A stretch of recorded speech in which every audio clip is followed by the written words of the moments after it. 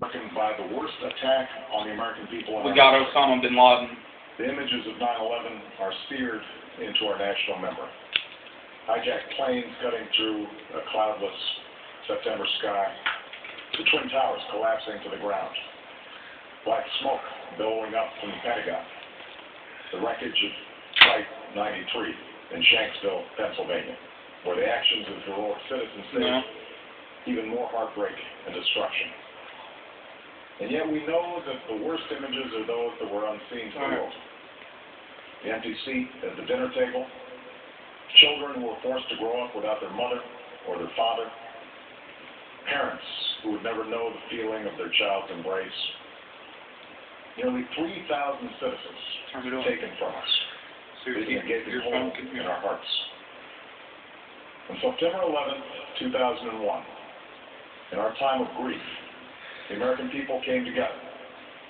We offered our neighbors a hand, and we offered the wounded our blood. We reaffirmed our ties to each other and our love of community. I'm going to watch this speech. I'll call you that. On that day, no matter where we came from, what God we prayed to, or what race or ethnicity we were united as one American family.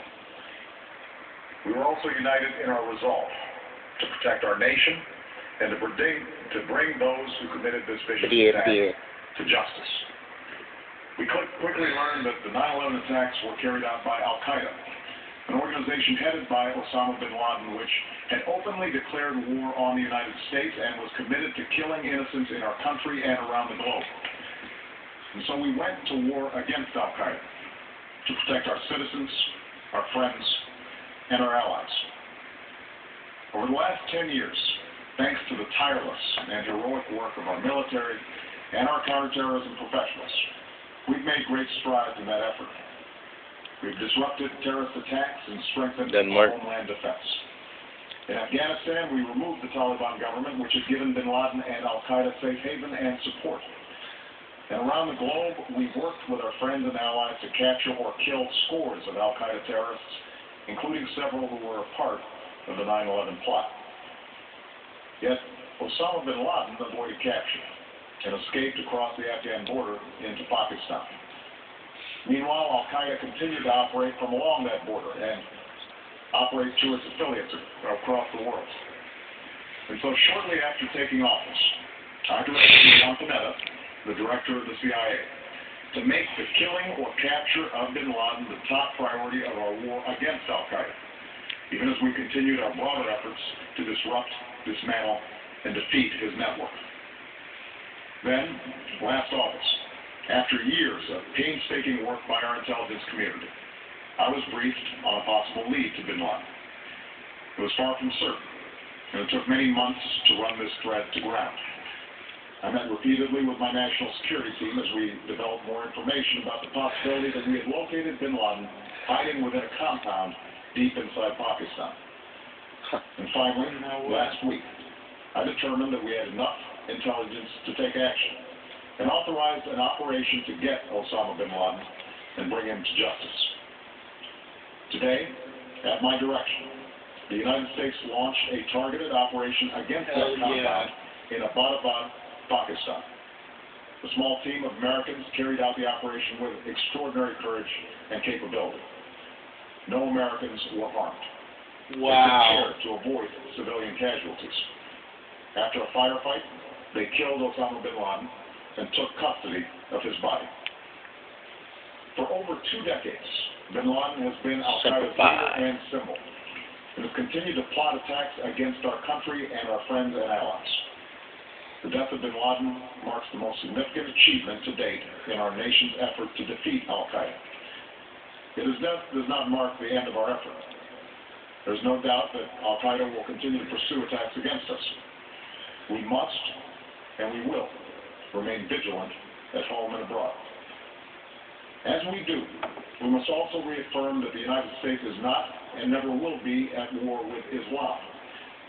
I've made it clear, just as President Bush did shortly after 9/11, that our war is not against Islam, because bin Laden was not a Muslim leader.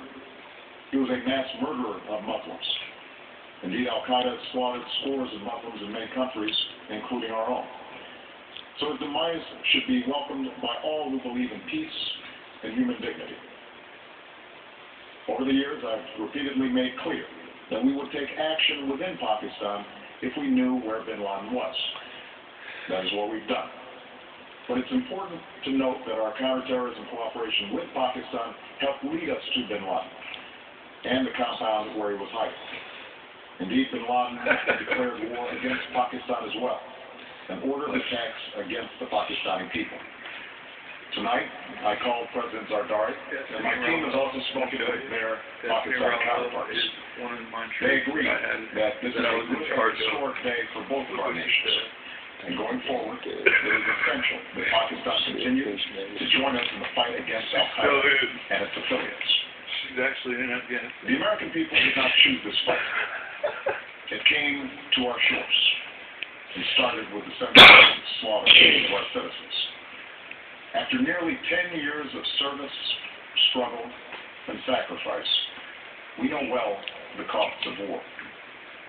These efforts weigh on me every time I, as Commander-in-Chief, have to sign a letter to a family that has lost a loved one, or look into the eyes of a service member who's been gravely wounded. So Americans understand the costs of war. Yet, as a country, we will never tolerate our security being threatened, nor stand idly by when our people have been killed. We will be relentless in defense of our citizens and our friends and allies. We will be true to the values that make us who we are. And on nights like this one, we can say to those families who have lost loved ones to Al-Qaeda's terror, justice has been done.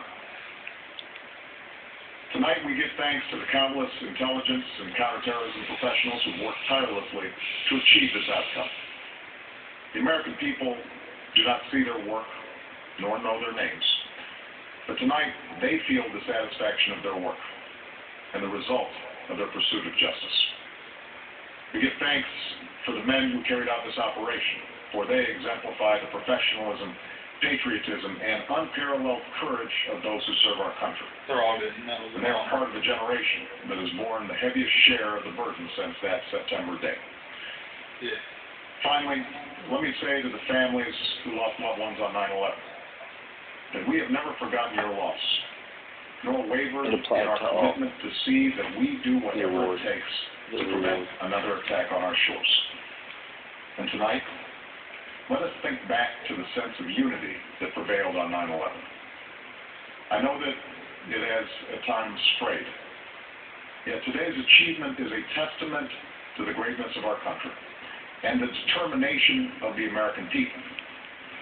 The cause of securing our country is not complete, but tonight we are once again reminded that America can do whatever we set our mind to. That is the story of our history. Whether it's the pursuit of prosperity for our people, or the struggle for equality for all our citizens, our commitment to stand up for our values abroad, and our sacrifices to make the world a safer place. Let us remember that we can do these things not just because of wealth or power, but because of who we are. One nation, under God, indivisible, with liberty and justice for all. Thank you. May God bless you. And may God bless the United States of America. And with that, the President of the United States announcing that Osama bin Laden, the founder of Al-Qaeda, a man with thousands of Americans' blood on his hands, has been killed in an overseas raid at the hands of the United States military. They have been pursuing him. He has been on the run for just under a decade, and it has happened. Apparently, the proof in the form of his body is in hand. After a firefight, his body was taken by U.S. Special Forces. To our chief White House correspondent, Chuck Todd, we go. And Chuck, this is